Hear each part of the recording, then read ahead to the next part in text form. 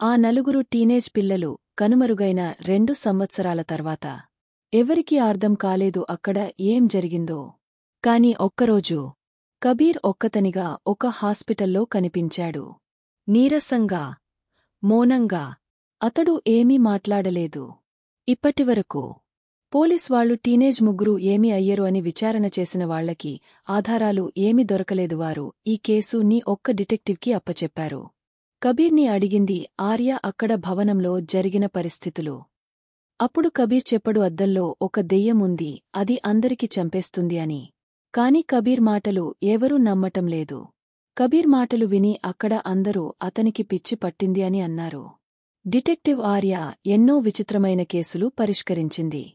కాని ఈ కేసు తనకి వేరేలా ఉంది. ఆమెకి కబీర్ పిచ్చివాడేమీ కాదని నమ్మకం. ఆ ఇంట్లో ఏదో జరిగిందిరని అర్థమయింది. కాబట్టి ఆమె అక్కడికి ఒంటరిగా వెళ్ళింది. ఇల్లు శాంతంగా, నిశ్శబ్దముగా, ప్రశాంతంగా కనిపించింది.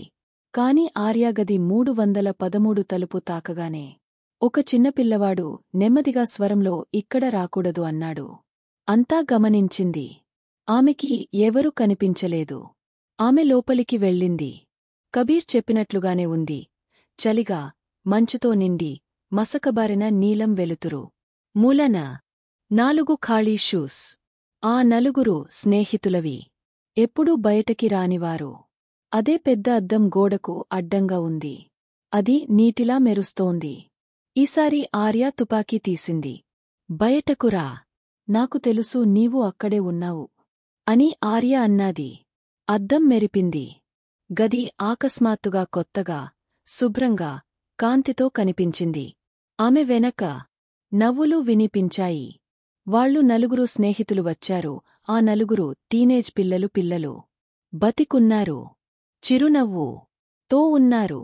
కాని ఏదో తప్పుగా ఉన్నట్లు ఆర్యకి అనిపించింది. వాళ్ళు ముందుకు వచ్చారు. వాళ్ల గొంతు ఒక్కసారిగా గట్టిగా అరిచారు. చాలా భయంకరంగా వినిపించింది. ఇప్పుడు నువ్వే నాదానివి. వాయిస్ వినపడింది. ఆ క్షణం అద్దం చీలిపోయింది. అది కేవలం చేతులు కావు. ఆమె సొంత చేతులే. ఇంకొక ఆర్య నుంచి వచ్చాయి. మెల్లగా ఏడుపు వినిపించింది. హాస్పిటల్లో కొత్త ఫైలు ఓపెన్ అయింది. రోగి పేరు ఆర్యదేవ్. స్థితి మౌనంగా, స్పందన లేకుండా ఉండడము. ఆమెకి ముఖంలో ఆకుపచ్చ రంగు గుర్తులు కనిపిస్తున్నాయి. అద్దం ఇంకొకరిని తీసుకుంది. దయచేసి లైక్ చేయండి, షేర్ చేయండి మరియు సబ్స్క్రైబ్ చేయండి. 3వ భాగం కొనసాగుతుంది.